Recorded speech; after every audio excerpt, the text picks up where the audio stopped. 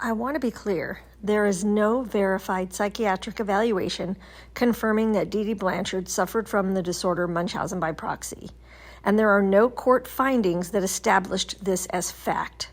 What did happen is that Gypsy's defense and the public conversation leaned heavily on that explanation to contextualize her actions, and over time it became accepted as truth. It is not medically or legally substantiated. I often wonder why a gypsy has groups of women who constantly support her or follow her.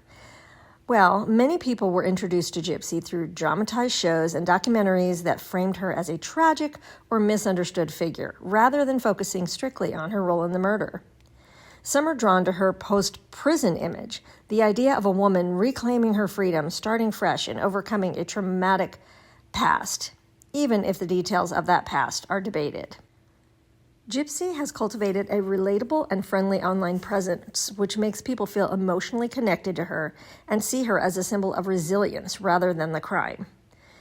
There's a broader trend of fascination with high-end profile cases, especially when the person involved is young, female, or perceived as having complex motives.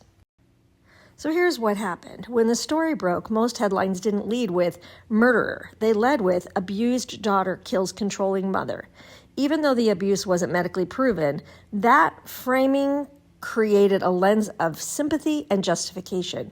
Documentaries like Mommy Dead and Dearest leaned heavily on emotional interviews, soft music, and trauma themes, inviting viewers to feel compassion for Gypsy rather than focus on the brutality of the crime that she committed. Hulu's The Act took it even further. Joey King's portrayal humanized Gypsy. She was shown as lonely, isolated, desperate, and manipulated, the kind of dramatization that lets audience emotionally bond with a version of Gypsy that feels innocent and relatable.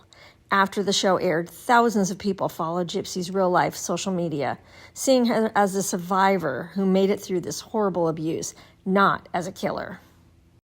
And since her release, Gypsy has done interviews and built an online persona centered on forgiveness, positivity, and self-improvement. She shares relationship updates, life lessons, and inspirational posts, which make her seem like someone who healed. That image resonates strongly with women who identify with recovery, reinvention, or surviving control and hardship. Most people who've been involved in a violent crime do not do this, but Gypsy interacts openly with fans, posting selfies, responding to comments, and thanking supporters. That accessibility fuels parasocial relationships. People feel like they personally know her, that she's one of them. It blurs the line between public figure and friend.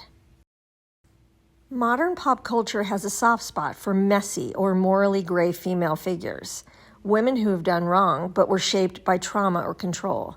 Think of cases like Amanda Knox, Casey Anthony, or even fictional anti-heroines. Gypsy fits that mold perfectly: young, complex, controversial, and deeply human. The facts are the facts. This was a brutal, pre-planned murder of her mother.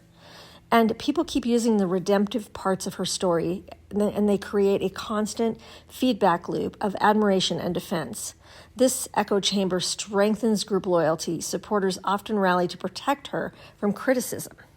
So even though the factual record of her background is more ambiguous than people realize, the emotional story that media crafted and that Gypsy now reinforces keeps her surrounded by support, fascination, and even adoration.